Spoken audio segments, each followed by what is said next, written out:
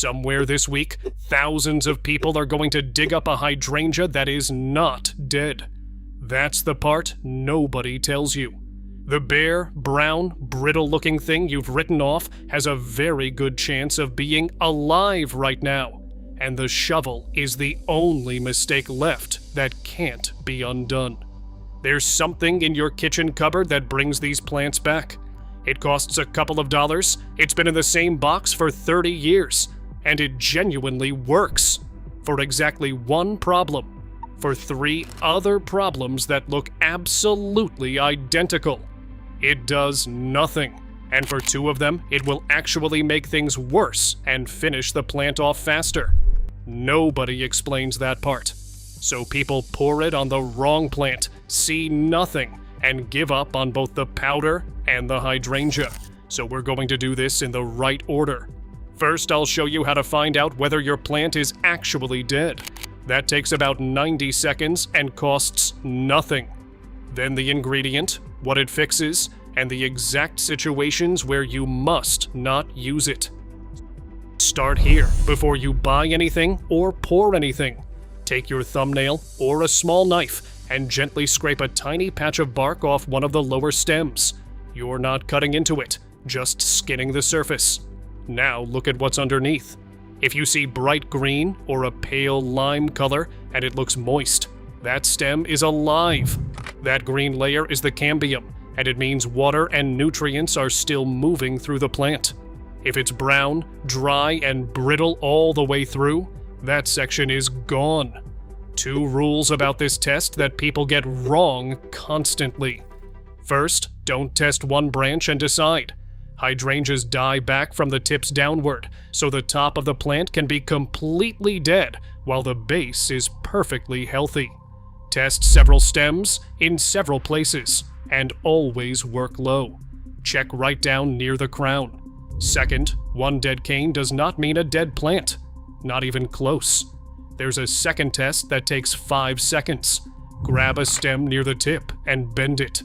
A living, dormant stem flexes. It might crack a little, and inside you'll see fibrous, moist, whitish-green tissue. A dead stem. Snaps clean, like a dry twig, and it's brown all the way through. Before I keep going, I put together a guide called the Mediterranean Garden Playbook. Plain English covering the exact soil pH every one of these plants actually wants, the drainage fixes that work in real clay, the pruning window for each variety, and a chapter on what doesn't work. Link is in the description. If it saves one plant, it paid for itself. Now let me get back to it. And if every stem above ground fails both tests, you still aren't finished. Dig down 2 or 3 inches around the base and look at the roots. Healthy hydrangea roots are firm, white to cream colored, and smell earthy. If they're mushy, black, and smell sour, that's root rot, and the plant is genuinely gone. If they're firm and pale, the plant is alive and it's going to come back from below. This matters enormously depending on what you own. Smooth hydrangeas, Annabelle and its relatives, and panicle types flower on new wood. Every stem above ground can look dead, and as long as there's green tissue at the base, the plant will throw entirely new flowering stems in spring. Big leaf and oak leaf types flower on old wood, so dead tips mean fewer blooms next year. But the plant itself is still alive, and these plants are tougher than they look. Climbing hydrangea specimens have been documented living past 100 years. Now, the ingredient. It's Epsom salt, magnesium sulfate, the stuff in the box under your sink.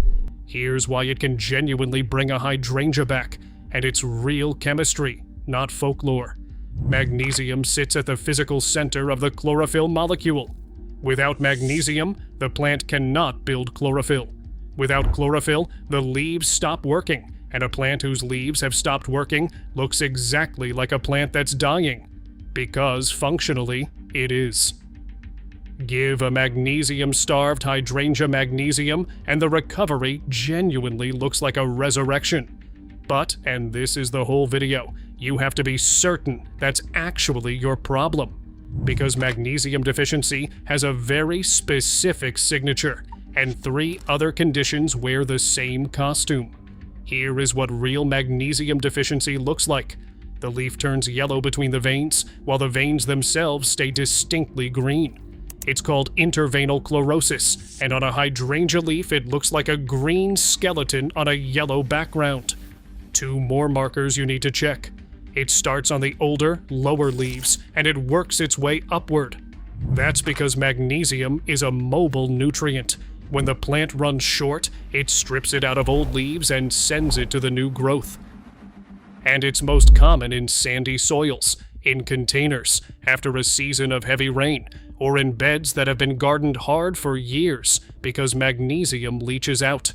Green veins, yellow between them, starting at the bottom, in light or long-worked soil. That's your plant. Now the 3 lookalikes. Iron deficiency produces chlorosis that appears essentially identical to the naked eye. It's common in soils above pH 6.5. And here's the trap. Adding magnesium actively worsens iron uptake because the 2 compete for the same transport proteins in the root. So if it's iron, you don't just waste your money, you make the deficiency worse. Root rot. Phytophthora causes interveinal yellowing too, and dousing a plant with rotting roots in Epsom salt accelerates the decline, because you're raising the osmotic pressure on roots that are already compromised. You'll kill it faster. Ordinary overwatering. Yellowing from wet soil looks similar and has nothing to do with nutrients. Adding a soluble salt to already saturated ground helps nothing.